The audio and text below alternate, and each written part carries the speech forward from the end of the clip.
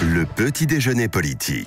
Il est 7h45. Bienvenue dans le petit déjeuner politique de Nathalie Arthaud, porte-parole de Lutte ouvrière. Bonjour Nathalie Arthaud. Bonjour. Jean-Michel Blanquer dit ce matin les pensions des profs ne baisseront pas parce que hier on avait cru comprendre que il y allait avoir avec les nouveaux calculs de la réforme des retraites si elle entrait en vigueur une baisse de 300 à 400 euros à peu près par mois. Là il dit ce matin ça ne va pas baisser. Qu'est-ce que vous lui répondez? Alors ça ne va pas baisser parce qu'il compte augmenter les salaires. Ça fait des années qu'on attend des augmentations de salaire dans l'éducation nationale. Je suis moi-même enseignante. Vous êtes enseignante, voilà. Bien sûr. C'est pour ça que je pose la question aussi, bien sûr. Ça fait des années que nous attendons, des années et des années. Donc, eh bien, il faut qu'il commence par ça, peut-être. Qui commence par ça et puis après on verra. Ouais. Mais vous voyez... Mais vous croyez que c'est c'est du bluff ou ce qu'il dit c'est sérieux? Non, mais c'est-à-dire ce qui est clair et net, c'est que le gouvernement est sous pression là. Ouais. Il est sous pression parce que précisément... Nous avons été des dizaines de milliers, des centaines de milliers à dire ça suffit quoi. Ça suffit, ça va pas passer. Cette nouvelle attaque ne passera pas, voilà, parce qu'on met la pression, parce qu'on s'engage effectivement dans un bras de fer, parce qu'on prépare cette grève, y compris reconductible. Elle chez sera les enseignants reconductible donc à la SNCF, à la RATP, mais je peux vous dire aussi que chez les enseignants, on part sur une grève reconductible pour beaucoup d'entre nous. Oui, parce que quel est l'état d'esprit dans le monde enseignant? Alors, c'est un état d'esprit. Qui êtes prof, c'est un état d'esprit, vous savez, qui ressemble à ce qui se passe dans toutes les entreprises, toutes les entreprises, parce que là, on commence sur le même public. Si c'est particulier, l'éducation. On commence sur le public, mais je peux vous garantir que dans le privé, au bout du compte, on vit la même chose, parce qu'on est sous une pression permanente, où la charge de travail, elle augmente en permanence, où on a du sous-effectif, où on a des bas salaires, et puis c'est sans cesse des réorganisations, mais comme dans le privé, où un plan de compétitivité chasse l'autre, et y compris, on n'en a pas terminé qu'il y en a un nouveau qui arrive avec son cortège de suppression d'emplois, voilà, il faut faire le boulot de deux, il faut courir dans tous les sens, et tout ça, encore une fois, pour des salaires qui permettent même pas de voir le bout du tunnel, parce qu'on voit jamais le bout du tunnel. C'est les loyers, alors quand c'est plus le problème des crédits, c'est le problème de la voiture qui tombe en panne, ou alors c'est les études des enfants, et on est sans mais sans ça, cesse... c'est pas la faute du gouvernement aussi, si? Alors, c'est de la faute du gouvernement. La voiture qui tombe en panne, pardon, mais... Non, mais bon, ouais. Je parle là des salaires. Je parle du problème du pouvoir d'achat. Je parle des difficultés à boucler les mois. Et ça, c'est le problème, effectivement, des salaires. Alors, dans le public, c'est le problème du gouvernement. Et dans le privé, c'est le problème des grands groupes, de ces grands groupes qui suppriment en permanence des primes, qui rognent sur tout, qui menacent les jours de congé. C'est vrai dans les hôpitaux, mais c'est vrai de partout. Y compris dans des grosses entreprises qui sont pourtant prospères. Et je parle pas des suppressions, des fermetures d'usines qui continuent de se dérouler. Oui, comme l'usine Bosch, par exemple, à Rodez, Michelin, qui se met en grève.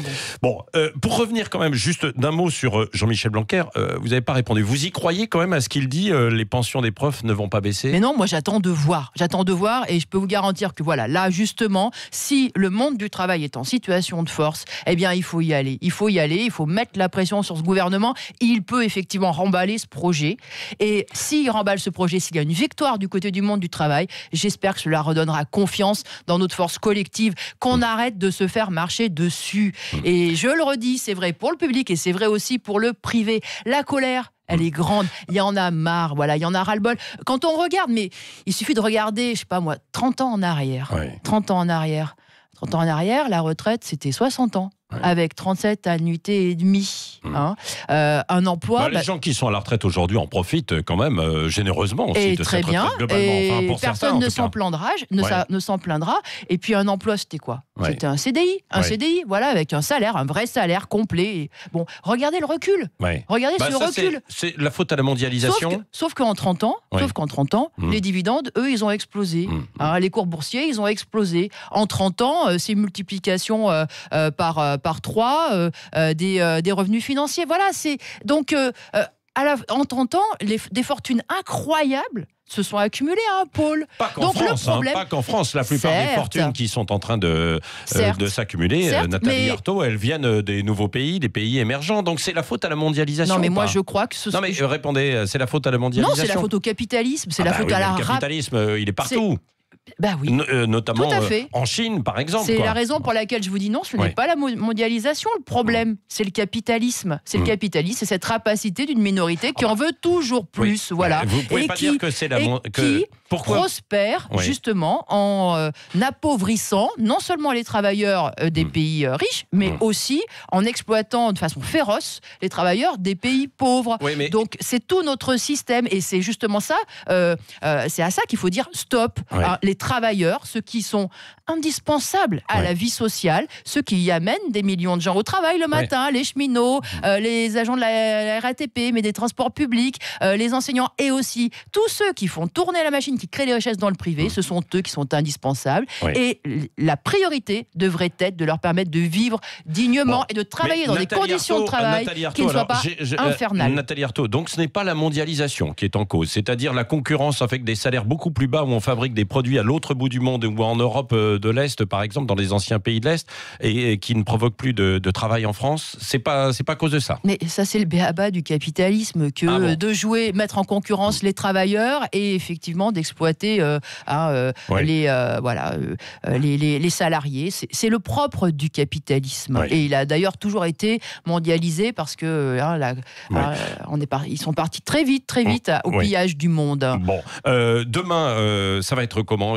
Un arrêt total, paralysie, vous pensez, du pays et encore pendant plusieurs jours? Moi, j'espère que ça sera une journée historique de mobilisation du monde du travail. Eh bien, je l'espère, parce que justement, ça nous donnera de l'élan pour partir dans une véritable contestation. Et puis, pour donner confiance à tous ceux qui, depuis des années, sont bien sûr en colère, mais se sentent seuls, se sentent démunis, incapables de riposter, qui mesurent que, non, ils appartiennent à une classe sociale qui est forte, qui doit montrer sa force, et cette force, elle est dans la grève.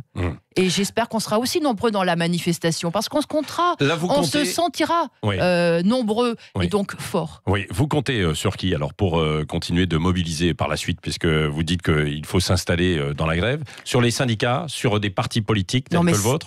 Tout ça, ça dépend de chacun d'entre nous. Ça dépend d'abord et avant tout des salariés. Et justement, dans ces mouvements et dans ce qui se passe aujourd'hui dans la société, que ce soit dans les hôpitaux, à la SNCF et dans bien d'endroits du privé, ce sont des mouvements qui viennent de la base, exactement comme les gilets jaunes. Non mais d'accord, cette colère est venue d'en bas. Non mais indépendamment, les gilets jaunes, ils n'ont pas réussi à progresser en fait en nombre de participants parce que ce n'était peut-être pas organisé. Là, vous comptez sur les syndicats. Vous avez confiance en les syndicats ou pas? Moi, je pense que ce sont ceux qui s'engagent dans la grève qui doivent contrôler, diriger leur propre mouvement, et que il ne faut pas attendre les consignes qui viennent d'en haut. Il faut s'organiser par en bas. Absolument. S'il n'y avait pas eu les consignes des syndicats, il n'y aurait pas de mouvement demain. Mais vous savez, même cette date du 5 décembre, elle a été décidée de façon assez étrange.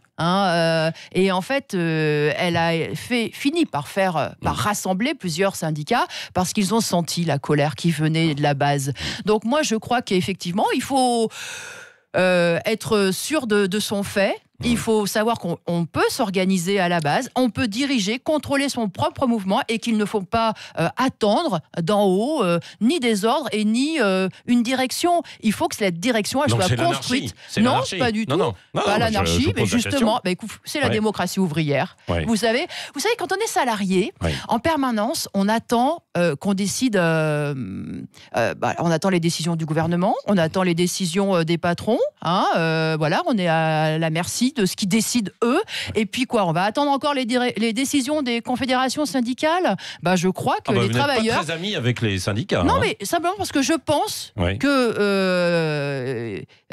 il y a des calculs. Il y a des calculs, il peut y avoir des manœuvres, on en voit déjà, excusez-moi, mais regardez, y compris la CFDT. Alors la CFDT cheminots, ils sont dans le mouvement, mais la Confédération CFDT, elle ne l'est pas, par exemple.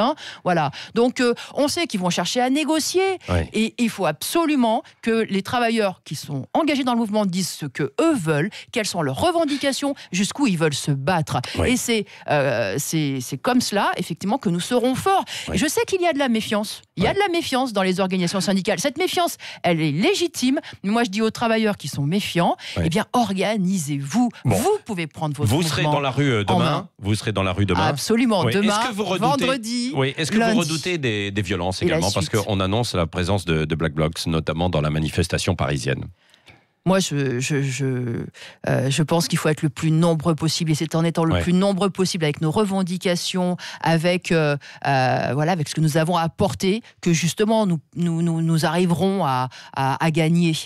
Alors les violences, le gouvernement il les instrumentalisera, il s'en servira, mais il faut encore une fois que notre mouvement ne nous échappe pas, donc la meilleure garantie, c'est d'être présent, de pas rester spectateur. Oui, le mot de la fin, Nathalie Arthaud, avec Cécile de Ménipus. Vous êtes professeur d'économie. Le classement PISA dévoilé hier cible l'école française en disant que c'est l'un des systèmes les plus inégalitaires. On parle d'inquiétants problèmes de compréhension de l'écrit pour les élèves défavorisés, aussi des problèmes de discipline.